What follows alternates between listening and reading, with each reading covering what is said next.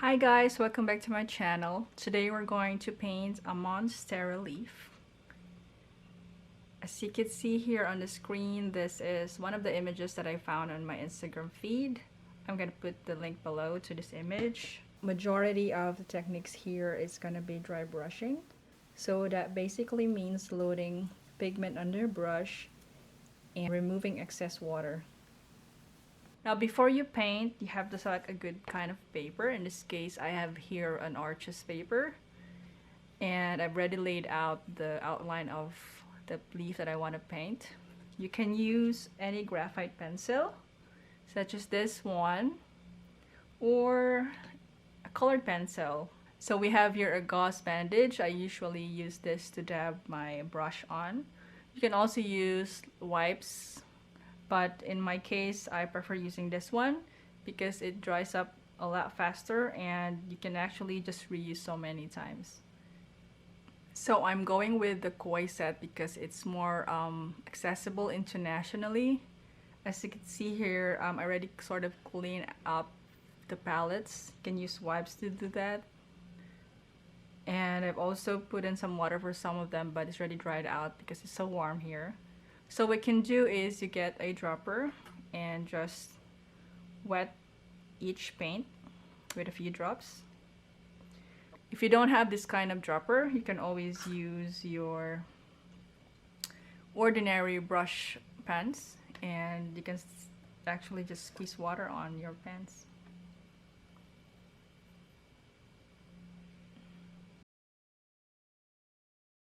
So as you can see, I started with yellow-green and I put that along the midrib and on the veins. And then I mix up a dark green color with, out of the green and the brown from my palette. And I put it on most of the areas of the leaf. And then a lot of dry brushing on the leaf. And in some cases, I actually pick the pigment straight from the palette. And that's the reason why there are lighter shades of green and darker shades of green. That's totally fine because in a leaf, it's not all the same shades of green. And in fact, if you have so many different shades of green on a leaf, it makes it more organic looking, which is what we're trying to achieve here. It's not really very realistic, but as a watercolorist, I think this is a very good technique. And then, as you can notice, I also put in a bit of yellow-green on some parts of the leaf because this is where sort of light shines and there's less pigment, chlorophyll pigment. And then I've also tried to put in a background. So we now have the Monstera leaf and I left out the white portion here and put up a background so it will stand out. Now it's up to you if you want to restore the missing veins on this right side of the leaf.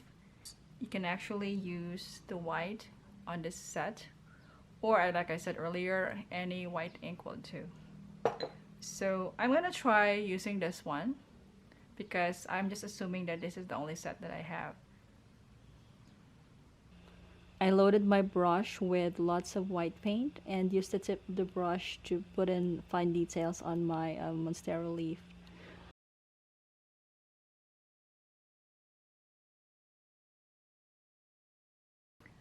So I've completed the Monstera leaf and I'm quite happy with the results. I'm gonna bring it closer to you so you could see it. So there are parts where I painted with white paint and there are those that I really preserved. So it's really up to you guys how you want to do it. The good thing is that you don't need so many paints. So you just need one set, such as this travel set, and you can come up with a leaf like this. Thank you guys for watching and see you in the next video. Bye!